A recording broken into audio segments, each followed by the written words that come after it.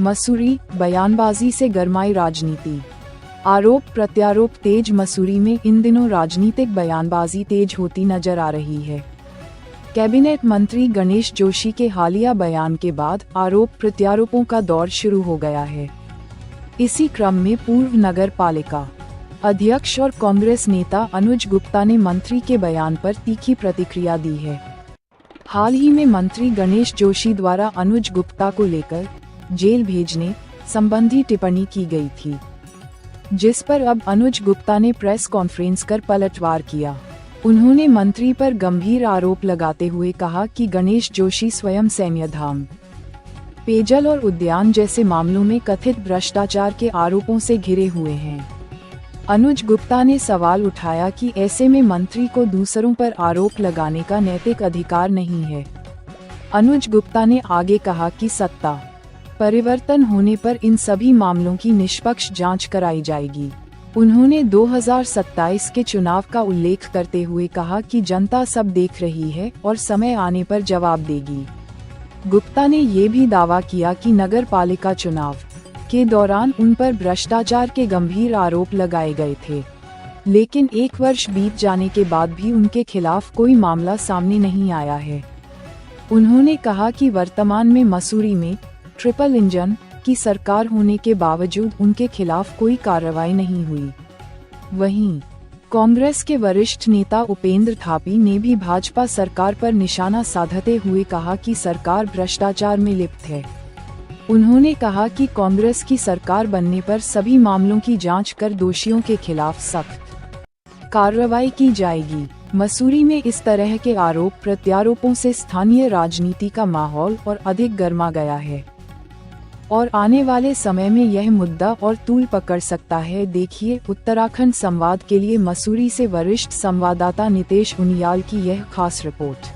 मुझे आपके माध्यम से पता लग गया था, गणेश जोशी जी कह रहे हैं कि मैं अनुज गुप्ता को जेल भेजने का कार्य करूंगा। तो मैं इस पे यही बोलना चाहूँगा, गणेश जोशी जी मेरे को आप धमकाना बंद करें। मैं आपसे डरने वाला नहीं हूँ। मसूरी के जो आपने 15 साल लूटने का काम किया है, मैं उसके खिलाफ आवाज़ उठाता रहूँगा। आप एक बार नहीं, आप 10 बार इसके मुझे जेल भेजें, लेकिन मैं आपके खिलाफ आवाज़ उठानी बंद नहीं करूँगा। और आज क्योंकि आप संवैधानिक तौर पर मुझे जेल नहीं भेज पाए, ठीक है, आप मंत्री हैं, आप पावरफुल सीट पे बैठे हैं, तो इससे तय होता है कि भाजपा में जो मंत्री हैं वो तय करते हैं कि कौन जेल जाएगा, कौन जेल नहीं जाएगा। और मैं आपसे बिल्कुल डरने वाला नहीं हूँ। आप चाहे कितने भी मेरे पे धमका दें, कितनी भी आरोप लगा दें, और आपके खिलाफ जो आपने एक मसूरी में एक वसूली मंत्री के नाम से आप जाने जा रहे हैं और मसूरी को लूटने का काम किया है, एमडीडी के माध्यम से आप मसूरी में वसूली करते हैं, मेरा खुला आरोप है। इसके खिलाफ मैं जनता के बीच में जाऊंगा। और आज बहुत सारे सवाल है कि यमुना पेयजल योजना जो 170 करोड़ रुपए पहुंच गई, उसका डिस्ट्रीब्यूशन पानी के टैंक्स का क्यों नहीं हो रहा है, उसके पानी के टैंक्स कहाँ हैं, डिस्ट्रीब्यूशन क्यों नहीं हो रहा है। सिविल हॉस्पिटल सेंट मैरीज हमारा बंद पड़ा हुआ है, सैन्य धाम में इतना बड़ा घोटाला है, उद्यान विभाग के घोटाले हैं, हमारी सीवर लाइन जो है उसके 45 करोड़ रुपए की बंदरवाट हुई है। ये तमाम मुद्दे हमारे बीच में हैं और इसके खिलाफ मैं लामबंद रहूँगा। मसूरी को बचाने के लिए मैं आवाज़ उठाता रहूँगा लगातार। और जो आप इस तरीके की जो बयानबाजी कर रहे हैं, और इससे मैं बिल्कुल भी, मेरी आवाज़ बंद नहीं होगी। मैं लगातार आपके खिलाफ आवाज़ उठाता रहूँगा। आय से ज़्यादा संपत्ति में ये पहले ऐसे मंत्री हैं जिसमें विजिलेंस ने सरकार से अनुमति मांगी है मुकदमा दर्ज करने की। तो गणेश जोशी जी पहले खुद बचें और इसके साथ साथ अपनी जो पालिका अध्यक्ष हैं जो भ्रष्टाचार में डूबी हुई हैं, पहले उन पे कार्रवाई करने का काम करें, उसके बाद फिर मेरे पे आरोप लगाएं। और मैं किसी उससे आपकी धमकियों से मैं बिल्कुल डरने वाला नहीं हूं और मेरे को डराना बंद करें। बिल्कुल मैं तो कहता हूं ना, क्योंकि एक झूठा प्रोपेगेंडा मेरे खिलाफ रचा गया था, भ्रष्टाचार को लेके एक मुद्दा बनाया गया था, और क्योंकि पता है उन फाइलों में कुछ नहीं है, बहुत नियम से वो कार्य हुए हैं, हर प्रॉपर तरीके से वो काम किए गए हैं, और केवल एक झूठ का एक प्रोपेगेंडा मेरे खिलाफ रचा गया था, क्योंकि उसमें कुछ नहीं है तो इसलिए कुछ नहीं मिल रहा है। अब आप जबरदस्ती किसी चीज़ को लेके और ये भेजने का काम करेंगे और सोचेंगे मैं अनुज गुप्ता की आवाज़ दबा दूंगा, तो आप अनुज गुप्ता की आवाज़ बिल्कुल दबा नहीं पाएंगे और आपके खिलाफ एक कैंपेन बहुत जल्द कांग्रेस पार्टी द्वारा चलाया जाएगा। एक जॉर्ज एवरेस्ट एक बहुत बड़ा एक घोटाला है कि वो जो कि हजारों करोड़ की संपत्ति बहुत कम रेट से दे दी गई और उसमें टेंडर में ऐसी शर्तें डाली जिसमें और बाहरी लोग क्वालिफाई नहीं कर पाए। उसमें एक शर्त ऐसी थी कि आपको हेली लाइसेंस कंपलसरी है और एक ही कंपनी को वो 3 टेंडर डलाए गए और एक ही कंपनी के नाम पे वो कर दिया गया। तो ये निश्चित तौर पे बहुत बड़ा घोटाला है और अगर जांच करनी है तो आपको जॉर्ज एवरेस्ट की जांच कराइए, आप सीवरेज की जो खुलेआम बंदरबाट हुई टेंडर्स में उसकी जांच कराइए, अपनी नगर पालिका में जो भ्रष्टाचार हो रहा है उसकी जांच कराइए, आप सैन्य धाम की जांच कराइए, आप उद्यान विभाग की जांच कराइए। आप कितने मसले बोले।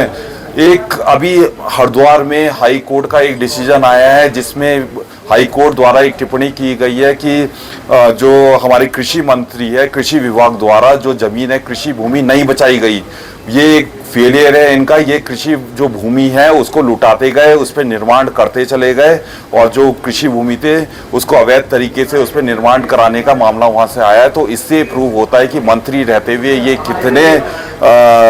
कितने इनकी ड्यूटी थी, कितना इन्होंने काम किया है कि जो खेती की जमीन थी उसको भी सब बर्बाद करने का इन्होंने काम किया और एक ही काम किया है, वो है हजारों करोड़ की संपत्ति बनाने का काम किया है। इसके अलावा इनके द्वारा कोई काम नहीं कराया गया। इनके खिलाफ जांच की जाएगी, जनता के सामने लाए जाएंगे कि जो एक ईमानदारी की मिसाल देते हैं और एक झूठा प्रोपेगेंडा करते हैं, तो उसके खिलाफ 100% हम लोग कांग्रेस के टाइम पे इसकी जांच कराई जाएगी। देखिए, गणेश जोशी जी के खिलाफ एक कैंपेन यहाँ पर चलाया जाएगा पूरे मसूरी विधानसभा में और जो 15 साल में उनकी कार्यशैली रही है, आप देखेंगे कि किस तरीके से मसूरी के, मैंने बहुत सारे मुद्दे आपको अभी बताए हैं, चाहे पार्किंग्स हो, 15 साल से सोए रहे, पार्किंग्स नहीं बना पाए। मसूरी की आज ट्रैफिक व्यवस्था फैली हुई है, दुर्दशा है।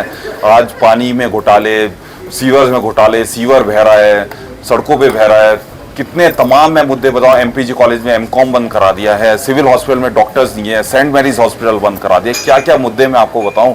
कोई ऐसा विजन नहीं रही, एक नए विजन के साथ जंगल कट रहे हैं, जगह जगह बड़े भूमाफियों के हौसले बुलंद हैं, कितने मुद्दे मैं आपको बताऊं, सब इनके संरक्षण में हो रहे हैं। मैंने बताया ना, एमडीडीए एक इन्होंने वसूली का एक अड्डा बना रखा है और उसके माध्यम से वसूली, खुलेआम वसूली की जाती है और हजारों करोड़ रुपए की संपत्ति बनाने का कार्य किया जाता है। देखिए, ये अकेली सीट नहीं है मसूरी विधानसभा की, यहाँ भ्रष्टाचार हुआ है।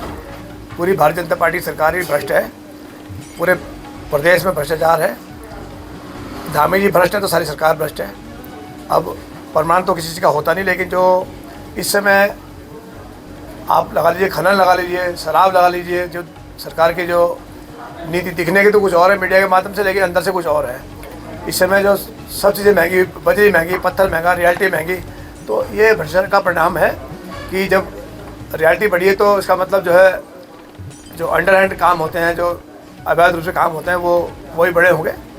तो ये सरकार पूरी भ्रष्ट है और गणेश जोशी जी भी उसका एक हिस्सा है। उन पे भी बहुत आरोप हैं और जो आरोप है वो सत्य है। जो कोर्ट ने डिसीजन दिया, सरकार जिस दिन बदलेगी तो गणेश जोशी सोच लेना उस दिन कि आप कहाँ होंगे और आपकी सरकार के बड़े बड़े नेता कहाँ होंगे। ये तो स्टेट की बात है, पूरे देश में भी ये जो है ये लहर जाएगी। ये समय आ रहा है और समय बदलेगा, 27 में बदलेगा, 29 में बदलेगा।